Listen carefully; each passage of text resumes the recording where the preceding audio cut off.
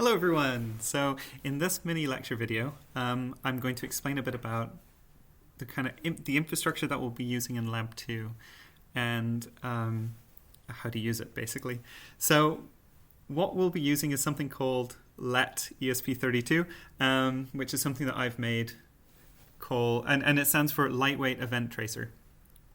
And basically how it works is we can use it to measure very accurate timings in our ESP32 code, and we can then that all gets automatically transferred over to a web server where you can then either look at it on a visual display or download the raw data to analyze. So how the infrastructure looks like this.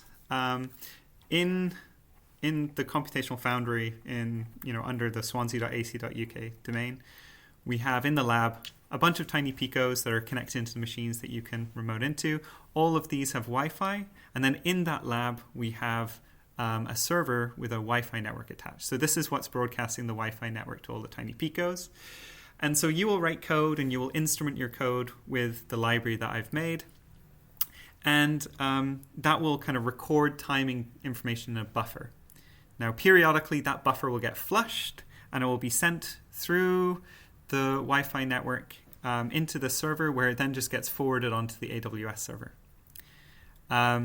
Each group will have their own web page where they can view and download the data that they've traced on their tiny picos. And so the AWS server basically just takes the .device ID that you give it, and it converts that into the group and then sends it to the required web page. So this is kind of the basic infrastructure. This is what was failing in the previous labs quite a lot. So I've done some changes to try and make it survive a bit better. So now the kind of sending of information along this link here is limited. So your device can't send loads and loads of messages over this channel and crash this machine, hopefully. So hopefully it'll stand up a bit better. I still want to encourage people to do their work outside of the lab hours, though. Not to all log in on Friday and try and connect at the same time, if possible. And use Friday's sessions just more for asking for help with specific issues. Okay, so the library that you're going to be using for profiling your code is based around a hardware timer. So the ESP32 has a bunch of hardware timer peripherals, and these are, it's got 4 of them, not a bunch. And these are very accurate timers that can count individual clock cycles. So you can feed in the case of this profiler, you feed in a 40 megahertz clock, and it counts every single time this clock goes from low to high. So every rising edge, right? This timer is 64 bits, so it can count to a very big number. And we're going to use this to accurately get the timings of events in our system. So you can register an event in your code, and then the timer value will be pulled off, and it'll be saved in a buffer. So you don't need to worry about this. I'm explaining what's happening behind the scenes, so you don't need to do any of this. But behind the scenes, there will be a buffer that can contain 256 events. So you call this function that just gives an event ID, and it will go get the value from that hardware timer, that 64-bit time value, and it will store it as an entry in this buffer. And so every time you call that event function, which is here, so you call this event, you give it a unique ID, it'll put a slot into that buffer. When that buffer gets full, so it gets up to 256 entries, it then automatically flushes it. So it sends it via that network connection. So it'll automatically flush into here, and then this will get it forwarded onto there. And that all happens behind the scenes, so you don't need to worry about that at all. One thing that you do need to give it though is your .device ID. So this is how we do the mapping from your device to your group's web page, where you can kind of view the various event timings and get the data that you need to analyze. And so this is secret to you, and so only you should be able to send monitoring information to your group's web page. Okay, and that's it. So we're using this profiling library on your tiny pico, and it will automatically send information to a web page where you can view it or download it. So you don't really need to worry about, hopefully, any of this stuff. You just need to use that event tracer function call, and then you can view the output on your web page. But I thought I should explain it because sometimes there's some questions about how things are actually happening behind the scene. So in the next part of the video now, I'll actually show you how to use it. Okay, so if I minimize this. So if you see this screen here, maybe I'll make the font a bit bigger. Right. So the first thing that you need to do in your sketch is to include this file. Now this is already installed. So when you log into your machine, there's a script that will go and check for the latest version of this file and automatically download it. So you should already have this installed in your directory, in your Linux home directory, if your environment is set up correctly. So hopefully you don't need to do anything on that front. Just include this at the top of your program. And then the next thing that we need to do is actually create a tracer. So you only need one of these, and you only want one of these per program that you write. And you need to give this a few parameters. So we need to give it the name of the network, so the name of this Wi-Fi network that we're connecting to, the password for this Wi-Fi network, and these are the same as last time. So you're all well used to this with your dot device. The next thing is you need to give it the WebSocket server address. So this is the address of this COFO server here.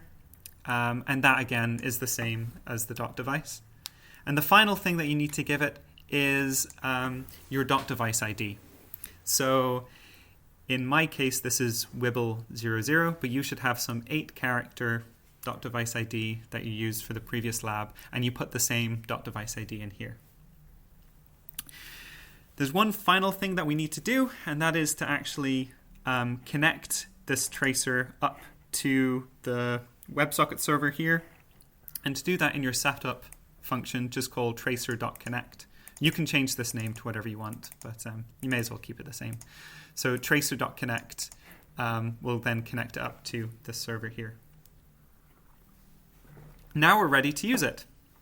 So to use it, we just simply call this function here, event, and then we can give it a unique event ID. Now this can be any 16-bit integer, so you can have between 0 to 65,000 odd IDs. You're not going to need that many. You're probably only going to need at most 4 maybe. But anyhow, the functionality's there should we need it. And so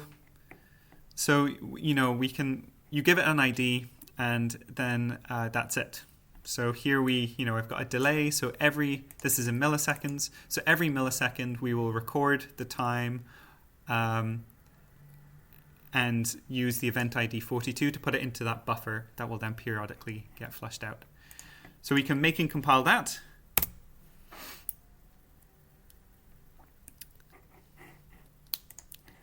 And then while that's happening, if you go to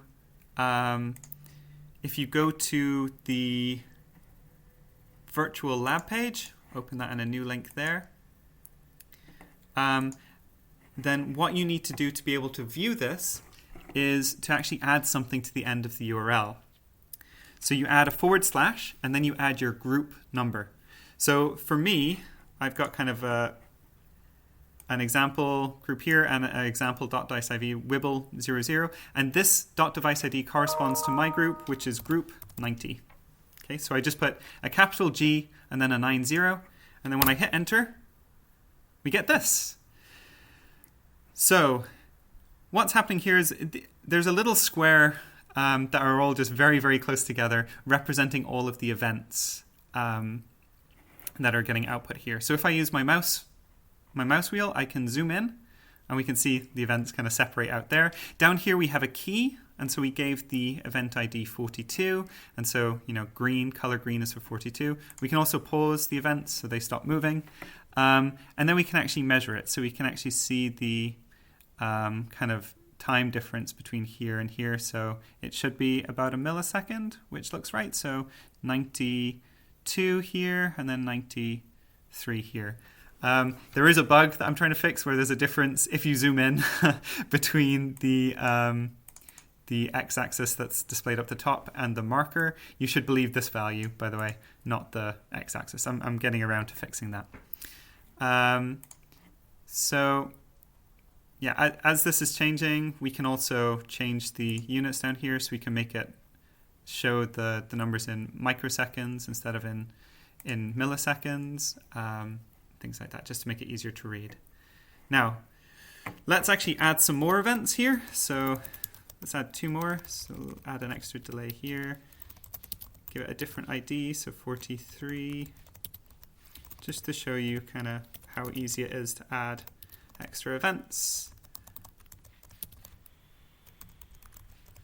Okay, and then make and build again.